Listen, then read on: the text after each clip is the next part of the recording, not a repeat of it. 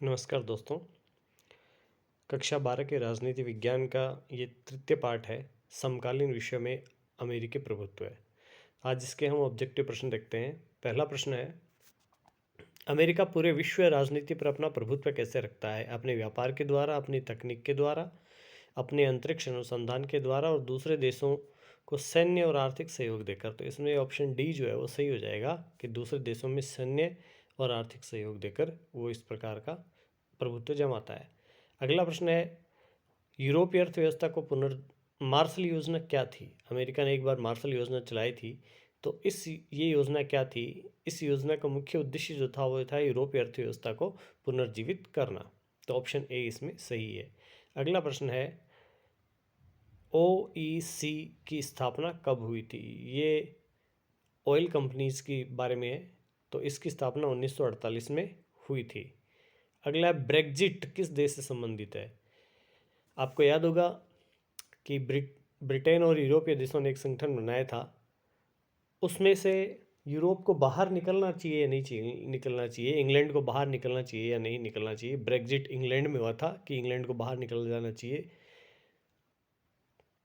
तो इसे इंग्लैंड आ जाएगा। अगला प्रश्न है, आइवो जीव की लड़ाई 23 फरवरी 1945 जिन दो देशों के बीच में हुई, वे दो देश कौन से थे? तो वे दो देश जापान और अमेरिका थे, यानी उत्तर ए इसमें एकदम सही हो जाएगा। शॉक थेरेपी का मॉडल किस देश पर लागू किया गया था? तो शॉक थेरेपी साम्यवादी देशों, पूंजीवादी देशों पर लागू की गई नहीं। शॉक थेरेपी जो है वो पूंजीवादी देशों ने लागू की थी। किस पर लागू हुई थी? ये साम्यवादी देशों पर लागू हुई थी। शॉक थेरेपी को अपनाया गया था। शॉक थेरेपी जो है वो 1990 में अपनाई गई थी। ये एक पूंजीवादी मॉडल था, साम्यवादी देशों के लिए बहुत खतरनाक साबित हुई थी ये। दूसरी दुनिया में निम्नलिखित में से कौन सा देश शामिल नहीं था? आपको पता है राजनीति विज्ञान में 3 तरह की दुनियाओं का नाम लिया जाता है, पहली दुनिया, दूसरी दुनिया और तीसरी दुनिया। पहली दुनिया पूंजीवादी देश है। दूसरी दुनिया में कौन सा देश नहीं था? तो अमेरिका नहीं था, क्योंकि अमेरिका पहली दुनिया का देश माना जाता है। अगला प्रश्न है, संयुक्त राज्य अमेरिका में कुल कितने राज्य हैं? संयुक्त राज्य अमेरिका में 50 राज्य हैं, और इसीलिए वहाँ की सीनेट में 100 सदस्य होते हैं, यानी प्रत्येक राज्य से 2 सदस्य चुने जाते हैं। रोनाल्ड रीगन जो है वो किस देश के राष्ट्रपति थे? रोनाल्ड रीगन यूएसए या कि अमेरिका के राष्ट्रपति थे। अगला प्रश्न है, अमेरिका के किस राष्ट्रपति को शांति का नोबेल पुरस्कार प्रदान किया गया है? तो बराक ओबामा को शांति का नोबेल पुरस्कार दिया गया है। संयुक्त राष्ट्र अमेरिका का प्रथम राष्ट्रपति कौन था? George Washington. किस देश ने नाटो में अमेरिकी नेतृत्व का विरोध किया था? तो उस देश का नाम फ्रांस था। किस अमेरिकी राष्ट्रपति ने नई विश्व व्यवस्था का चित्र प्रस्तुत किया है? तो अमेरिका के राष्ट्रपति जॉर्ज बुश जो थे, उन्होंने नई व्यवस्था का प्रदर्शन किया था। अगला है, बराक ओबामा किस देश के राष्ट्रपति थे? तो हम सबको पता है बराक ओबामा जो है वो अमेरिका के राष्ट्रपति थे। 1996 में तालिबान ने किस राज्य में अपना शासन स्थापित किया था, जिसे 2001 में अमेरिका ने मिटा दिया? तो ये अफगानिस्तान था। अगला प्रश्न है, कुवैत, ये कवैत गलत प्रिंट है इसमें, कुवैत को किस राज्य के अवैध चुंगल से मुक्त कराया गया था? तो इराक के अवैध चुंगल से मुक्त कराया गया था। इतिहास के अंत का सूत्र किसने दिया?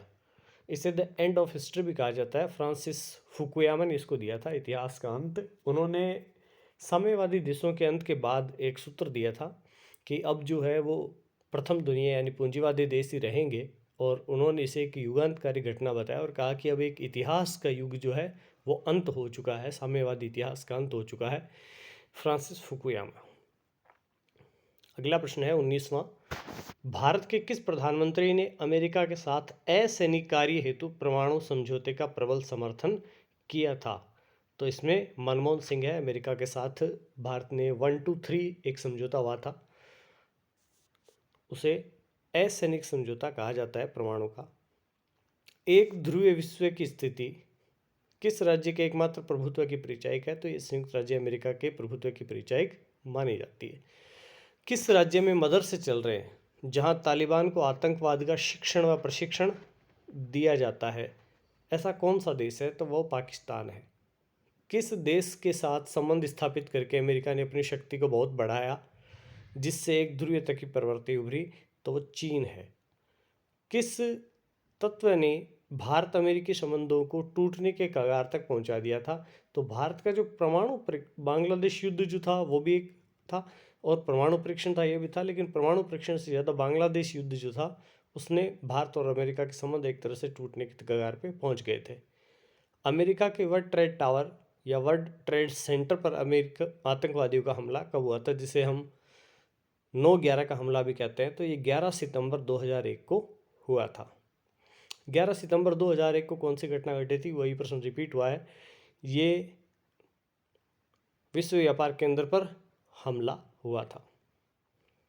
द्वितीय विश्व युद्ध में अमेरिका ने जापान के किस शहर पर परमाणु बम गिराया था? तो हिरोशिमा और नागासाकी दो शहर थे, इसमें एक ही शहर का नाम है नागासाकी, तो वही उत्तर सही हो जाएगा। 2003 में अमेरिका ने किस देश पर हमला किया था? तो अमेरिका ने इराक पर किया था और सद्दाम हुसैन को फांसी दी थी। निम्नलिखित में से कौन सा अमेरिका द्वारा आतंकवाद के विरुद्ध वैश्विक युद्ध का हिस्सा था? तो इसमें देखिए, ऑपरेशन एंड्योरिंग फ्रीडम जो था वो आतंकवाद के खिलाफ था, क्योंकि ये लादेन को मारने से संबंधित माना जाता है। विश्व को इंटरनेट की सुविधा किस देश की देन है? तो यह भी अमेरिका की देन मानी जाती है। तो धन्यवाद दोस्तों। जितने भी एग्ज़ाम्स हैं पॉलिटिकल साइंस के 12th क्लास के, उन सारे एग्ज़ाम्स के वीडियो आपको यहाँ, तो बोर्ड एग्ज़ाम के लिए आपको बहुत बहुत शुभकामनाएं। कोशिश करते हैं कि यहाँ पे आपको ऑब्जेक्टिव प्रश्न मिल जाए। इसको आप 2-3 बार देखोगे तो आपको याद भी हो जाएंगे, आपको कुछ सहायता मिल जाएगी, इससे मेरा मानना है। यदि आपको वास्तव में इस प्रकार की सहायता मिल रही है या आपको वीडियो अच्छे लग रहे हैं, तो आप अपने कमेंट से या लाइक से या शेयर से या सब्सक्राइब से हमें ज़रूर अवगत कराएं। आपका बहुत बहुत धन्यवाद।